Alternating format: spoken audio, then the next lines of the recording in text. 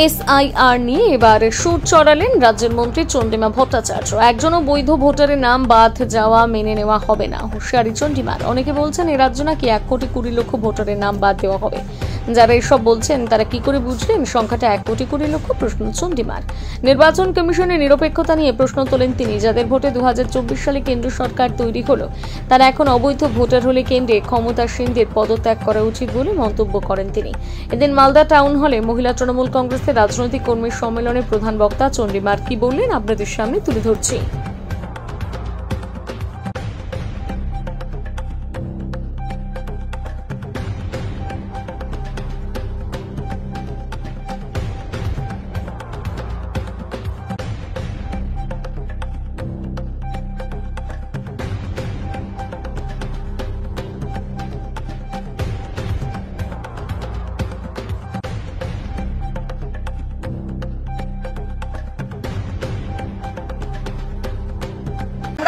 এটা তীব্র বিরোধিতা করেছি, এখনো করি।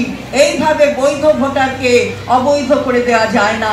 তাহলে ওরা তো ভোট দিয়েছে, ওরা তো 14 কেন্দ্রের সরকারের নির্বাচনের সময় ভোট দিয়েছে, 19-এ ভোট দিয়েছে, 24-এ ভোট দিয়েছে। আপনাদের হিম্মত থাকে তাহলে আপনারা স্টেপ ডাউন করুন, তাহলে বুঝবো যে আপনাদের হিম্মত আছে। ওরা অবৈধ হয়ে গেল, এখন ওদের ভোটে কেন্দ্রের সরকার তৈরি হলো।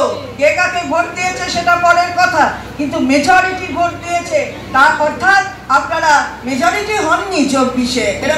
এরম করছেন, দুটো প্রদেশ দুটো হাত ধরে আছে, এরম করছেন। তো যাই হোক, আপনারা কেন্দ্রে শাসন ক্ষমতায় আছে, আজকে সেখানে দাঁড়িয়ে বলতে হবে তো যে ইয়েস স্যার বলবে, যে আগে থেকেই বলবে 1,20,00,000 নাকি আমাদের কেটে দেওয়া হবে। তুমি জানলে কি করে ভাই যে 1,20,00,000 আমাদের ভোটার লিস্ট থেকে কেটে দেবে? তাহলে আগেই সব ঠিকঠাক করা আছে, তোমার হাতে পেয়েছি, কুচ করে কেটে দেবে। ওটা হবে না। এটা গণতান্ত্রিক একটা রাষ্ট্র, আর সেই রাজ্যে, যেই রাষ্ট্রের রাজ্যে একটা নাম হচ্ছে বাংলা। সুতরাং সেখানে কুচ করে পেন্সিল দিয়ে কেটে গেলে ইয়েস স্যার বললে তোমার নাম থাকবে। আর আমি যদি বলি অবৈধ ভোটারও নয়, অবৈধ নো স্যার, তাহলে আমার নাম কেটে যাবে। তা হবে না, বাংলার মানুষ সেটা মেনে নেবেন না। আমরা তাই আপনাদের বলছি যে যারা আছেন এখানে তারা খুব ভালো করে বুঝে নেবেন এবং ভালো করে বোঝাবেন। এইভাবে কেটে দেওয়া যায় না, বৈধ সরকারকে অবৈধ করে দেওয়া যায় না। বৈধভাবে যারা ভোটার ছিলেন তাদের অবৈধ করে দেওয়া হচ্ছে, আমরা তারই বিরুদ্ধে আওয়াজ তুলতে চাই। তাই নিশ্চিত বাড়ি যেতে, ভোটার লিস্ট নিয়ে কাজ করতে, হয়তো কোথাও কেউ বিএলএ হয়েছেন, কোনো মেয়েরাও আছেন তাতে বুথ লেভেল এজেন্ট, সেখানে দেখতে হবে, সবাইকে বুঝতে হবে এবং বুঝিয়ে যেতে হবে। কারণ আমাদের এটা কিন্তু একটা পরীক্ষা, যে কোনো নির্বাচন, যে কোনো রাজনৈতিক দলের কাছে একটা পরীক্ষা হয়। তাই আপনাদের কাছে আমার আবেদন, সবকিছু জানবেন। শক্তির মূল দিদির তৈরি তৃণমূল মহিলারা, না হলে আজকে এই জায়গায় আসতো না। মনে রাখবেন, আমার আগে বক্তারা বলেছেন যে যত ভোটার আছে তার অর্ধেক হচ্ছেন মহিলা। আজকে বিহারে 26 লক্ষ ভোটার মহিলা কেটে দিয়েছে, 26 লক্ষ শুধু মহিলা কেটে দিয়েছে। কিন্তু এই প্রদেশের নাম বাংলা। আপনি কাটতে গেলে আমরা আপনাকে কাটতে দেব না। এই শপথ গ্রহণ করতে হবে। বৈধ ভোটারকে অবৈধ করতে চাইলে সেটা আমরা হতে দেব না। মহিলারা একযোগে তৈরি থাকবেন। মমতা বন্দ্যোপাধ্যায়ের হাতকে শক্তিশালী করতে হবে। 26-এ আবার নবান্নে ওই হাওয়াই চটি যাবে, মানুষ অপেক্ষা করছে। 11-এ করেছিল দিয়ে, 16-এ হয়েছে, 21-এ হয়েছে, 24-এ হাওয়াই চটি ছাড়া কোন 10 লাখি ছুটের দল ওখানে উঠতে পারবে না। এটা নিশ্চিত, কিন্তু নিশ্চিতভাবে প্রমাণিত। তাই আজকে যে যখন বন্যা দুর্গত মানুষের পাশে থাকতে, যে মানুষটি রাত জেগে খাবার দাবার কি করছে তার দেখাশোনা করে, তাদের রিলিফ মেটেরিয়াল নিজের হাতে ঠিকঠাক করে দেয়, উত্তরবঙ্গের মানুষের পাশে থাকে। আমি তো সেই উত্তরবঙ্গের মানুষের সামনে এসে, মেয়েদের সামনে এসে বলছি এই রাত জাগা মহিলাটি আমাদের অনেক দিয়েছে। আমরা তাকে, তার হাতটাকে শক্তিশালী করার জন্য যা যা করবার সেটা করব। ওরা ছবি তুলতে যায়, মমতা বন্দ্যোপাধ্যায় ছবি তুলতে যান না। মমতা বন্দ্যোপাধ্যায় মানুষের পাশে থাকেন। তাই পাশে থাকার যে জায়গাটা উনি দেখিয়ে দিয়েছেন, তাকে কেউ এখন মহিলা মুখ্যমন্ত্রী বলে না। আমাদের লড়াইটা কিসে? আমাদের ওই একই কারণে লড়াই যে আমরা সমাজের মধ্যে মানুষ হিসেবে আমাদের পরিচয় আমরা পাই। আমরা মহিলা হিসেবে মহিলার গণ্ডির মধ্যে থাকবো বলে নয়। তাই 8ই মার্চ প্রতি বছর আমাদের মহিলা দিবস আমরা পালন করি। তো আজকে আমাদের মুখ্যমন্ত্রী দেখিয়ে দিয়েছেন, সারা বিশ্বে তাকে মহিলা মুখ্যমন্ত্রী বলে না, সারা বিশ্ব তাকে বাংলার মুখ্যমন্ত্রী বলে। আর বাংলার মুখ্যমন্ত্রীকে সম্মান দেয় সারা বিশ্ব। আমরা দেখলাম দেশ বিদেশ থেকে মানুষ আসলেন দুর্গাপুজোর কার্নিভাল মালদাতে। আমরা ধরুন এক ধর্মে বিশ্বাস করি, অর্থাৎ আমরা এক ধর্মের মানুষ, আমরা বিশ্বাস করি সব ধর্মে, কিন্তু এক ধর্মের মানুষ। যারা অন্য ধর্মের মানুষ আছেন, আপনার প্রসবের রক্তের সাথে আমার প্রসবের রক্তের কোনো তফাৎ হয় না। তাই আমি আপনি আলাদা কেউ নই, সবাই মা, সবাই মেয়ে, একসাথে একদম সংঘবদ্ধ হয়ে আমরা লড়াইটা করব। বলছিল রহিম বক্সি আদিবাসী মেয়েদের কথা। আদিবাসীদের আজকে সম্মান দিয়েছে কে? মমতা বন্দ্যোপাধ্যায় ছাড়া আবার কে? মাইনরিটিদের সম্মান দিয়েছে কে? মমতা বন্দ্যোপাধ্যায় ছাড়া আবার কে? মহিলাদের সম্মান দিয়েছে কে? মমতা বন্দ্যোপাধ্যায় ছাড়া আবার কে?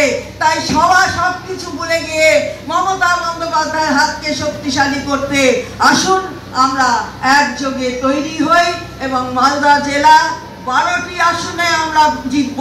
12টি আসনই আমরা জিতব। 8টি থেকে 12 হয়ে যাবে, কোনো এতে ভুল নেই। মেয়েরা যখন রাস্তায়, তখন আসন তৃণমূলের জায়গায় যেখানে থাকার সেখানেই থাকবে। তাই 12টি আসন আমাদের জয়লাভের লক্ষ্য নিয়ে আসুন আমরা 26-এর লড়াই লড়ি আর মমতা বন্দ্যোপাধ্যায়ের হাতকে শক্তিশালী করি। জয় হিন্দ, বন্দে মাতরম। তৃণমূল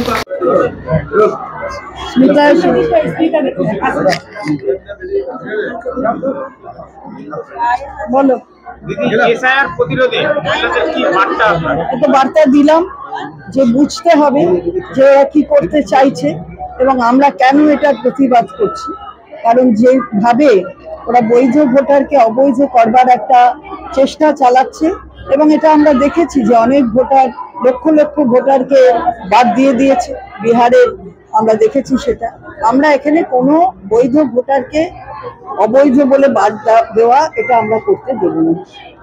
মালদার ক্ষেত্রে কি সেরকম আশঙ্কা রয়েছে? মালদা যেহেতু সীমান্ত রয়েছে পাশে, বারবারই প্রশ্নটা উঠছে বহিরাগতরা ঢুকছে এখানে। না, বহিরাগতরা ঢুকছে মানে কি? বহিরাগতরা ঢুকলে বহিরাগত এখানে কারা বলছে? এটা কারা বলছে যে বহিরাগতরা ঢুকছে? সেটা আলাদা কথা। সীমান্ত রক্ষা করার দায়িত্বটা কার? বহিরাগত যদি ঢুকে থাকে তাহলে তার দায়িত্ব কার? বিজেপি হুঁশিয়ারি, না এটাতে কাকে হুঁশিয়ার থাকতে হবে? কেন্দ্রীয় সরকারকে হুঁশিয়ার থাকতে হবে যারা বর্ডার সামলাচ্ছে। সুতরাং এসব বলে কোনো লাভ নেই, বলে মানুষকে বিভ্রান্ত করে লাভ নেই। দেখেছেন, এখন মানুষ বুঝতে পারছে যে কি জন্য ওরা এই কাজটা করছে।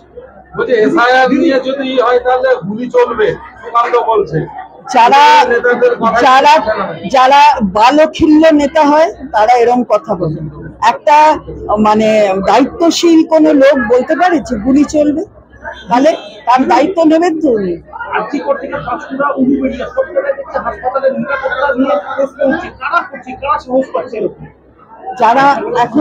যারা করছে তারা প্রশাসন যথেষ্ট তৎপর। আমরা অনেক জায়গায় দেখেছি যে এই ধরনের ঘটনা ঘটে চলে, কিন্তু প্রশাসন তৎপর হয় না অন্যান্য রাজ্যে। এটা ঠিক যে আমরা কিন্তু এই কোনো ঘটনাকে সমর্থন করছি না, কিন্তু প্রশাসনের যে তৎপরতা সেটাও তো আপনারা দেখবেন। এবং এখানে প্রাদেশিকতা আমরা চাইছি। আমি অন্তত বলবো যে সংবাদ মাধ্যম চতুর্থ স্তম্ভ, স্বঘোষিত। কনস্টিটিউশনে নেই, কিন্তু আপনারা আপনাদের কাজের মতো দিয়ে করেছেন, আমরা সম্মান জানাই। আপনারা এই প্রাদেশিকতা মানে ভাগ করবেন না প্রদেশ ওয়াইজ। যখন জ্বলছিল উড়িষ্যা, একটা মেয়ে জ্বলছিল আমরা দেখেছি, সেটা নিয়ে তো এখন কেউ জিজ্ঞেস করছেন না। মোহন চরণ মাঝি যেখানে মাননীয় মুখ্যমন্ত্রী আছেন, তাকে তো জিজ্ঞাসা করছেন না কেউ। অন্য জায়গায় হচ্ছে, উত্তরপ্রদেশে হলো, সর্বত্র আজকেও কাগজে আছে, সেখানে তো কাউকে জিজ্ঞাসা করতে হবে। এটা হওয়া উচিত নয়। আমি বলছি না যে আমাদের এখানে হচ্ছে, আমি সমর্থন করছি না, কিন্তু প্রশাসন কোথাও মেডিকেল চিকিৎসক মানে তারা হুমকি শুনছে, কোথাও হোমগার্ড পুলিশ অফিসার সাথে করছে, এমনকি মালদাতেও ইঞ্জিনিয়ারিং এর ছাত্রকে মারধর করা হলো। যদি কেউ করে থাকেন যদি কোনো অনৈতিক কাজ কেউ করে থাকে, সে যদি আমাদের দলের বিরুদ্ধে অভিযোগ থাকে কোনো কর্মীর, আমরা কিন্তু তাকে কখনো শিল্ড করি না। কিন্তু আমরা দেখেছি অন্যান্য যারা আছেন, অন্যান্য রাজনৈতিক দল, তারা এই ধরনের অভিযোগ যাদের বিরুদ্ধে থাকে তাদের শিল্ড করেন, আমরা শিল্ড করি না।